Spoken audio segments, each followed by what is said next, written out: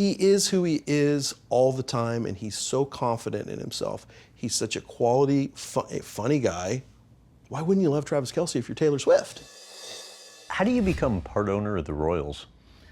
That happened because the Royals sold, and I thought, well, I'll just make a phone call and see. And literally, it was like you pursued it, right? Yeah, I just had a friend get me Mr. Sherman's number, and I just said, you know, any interest? And he said, sure. So jumped in, and it's just, you know, just for legacy. I mean, it's generational. It's like, when are you ever going to get to say you have any ownership or participation in any kind of professional sports team? So I just thought it was an opportunity to take advantage of when it happened. What do you think of the stadium stuff that's going on? You know, it's rough because I get both sides. I being from Kansas City, I know how much people love going to the K out in the middle of nowhere in the sports complex. I get it. I also get that Mr. Sherman and the ownership group thinks that downtown baseball is the right answer. You know, people complained about when we got a new airport in Kansas City because everyone loved the old airport, and now it's like, oh man, we have bathrooms at our airport. We have restaurants at our airport. My point is they have to find a way to do it, and I'm no part of that. Like, it's, you know, I'm a dumb actor. I'm going to support the Royals and Chiefs no matter where they are in the metro. First time in this interview, you sound like a politician. Right. Because there is no answer I can have that's going to satisfy anyone. And here's the good news, is I'm a fan. My opinion doesn't necessarily hold any more weight than anyone else that goes to the games. I love the Kansas City Chiefs.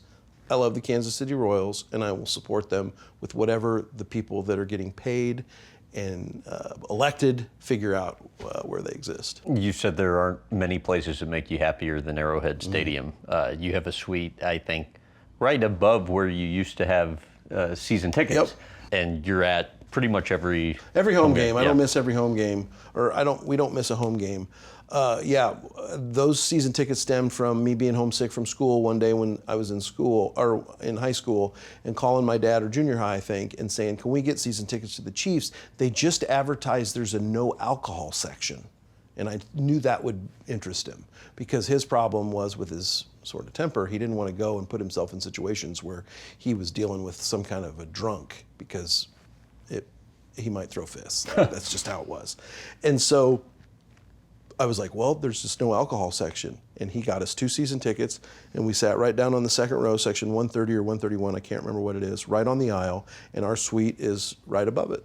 Most fun you've ever had with the Randy Reid character? Randy Reid, younger brother of head coach Andy Reid, reporting for camp. The Patrick Mahomes prank thing, that's again where I walk up to Patrick and say, hey, just pretend like there was a bug in your room, and I set that all up. Did you hear what I did to Patrick? No, what'd you do to him? I put a little cricket thing in his room last night. It goes off every 10 minutes. Like a bug or something in my room making noise the entire night. Cicada? Leave the window open? I don't know. Like I think it's in the vent. No, it's like a little, like almost like a cricket. He just came up to me and said, no, I think there's some type of insect in my room. And Coach Reid giving me the access he gives me, which the only rule is don't get ahead of us on the field, meaning when they're running plays, I can't be here. I can be back here, but I can't be here. Only rule. Thank you, Coach Reid. And you guys have kind of become buddies. Oh, he's the best. If you told 16-year-old Eric that I was friends with the general manager of the Chiefs and the head coach of the Chiefs, he just wouldn't believe it. And I can't say enough good things about Brett Veach, the general manager of the Chiefs. He's a great human being, a great guy, and he's the one that said, we'll get Coach on board and you do that. But Randy Reid's retired now. How often do you text with Roger Goodell? More than people would imagine. I like to give him shit. Okay, give me examples. Well, I'm not a fan of some of the rules in the NFL. To his credit, he always supports his officials. He always supports the rule of the game. He's very knowledgeable on the rule of the game. Shockingly so. Like how so?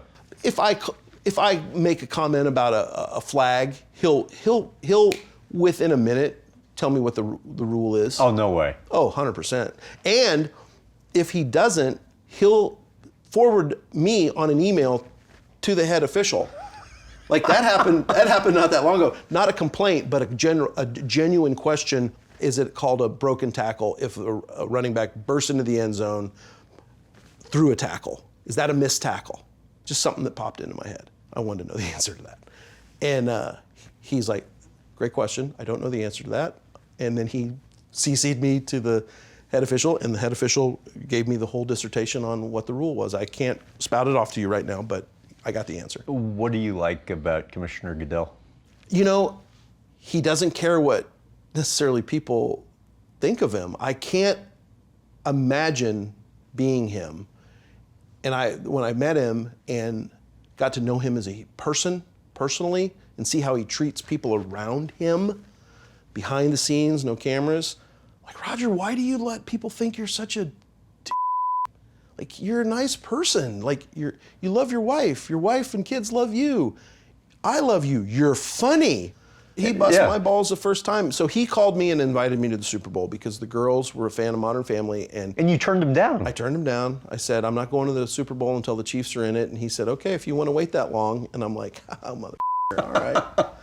I see how it is, Commissioner. I called him Commissioner, and he said, if you call me Commissioner, I'm going to call you Coach Cam. And so I call him Roger. And listen, people have their opinion of him. I'm gonna judge it how I see it, and I feel like I'm a pretty decent judge of character. You don't get to be as successful as he is and as good at his job without making a whole lot of people mad and doing a lot of things that people don't like, without question.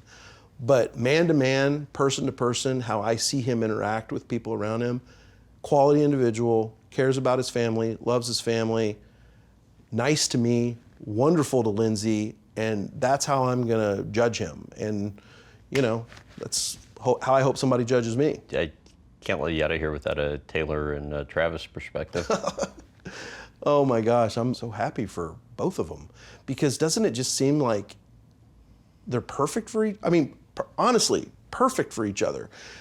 I've known Travis, I'm not gonna say we're best friends, but again, talking about like my interactions with someone, I see him as such a good quality human being based on how he treats my sister, how he treats my mom, how he treats the boys, how I watch him interact with people. I know what he is on the football field.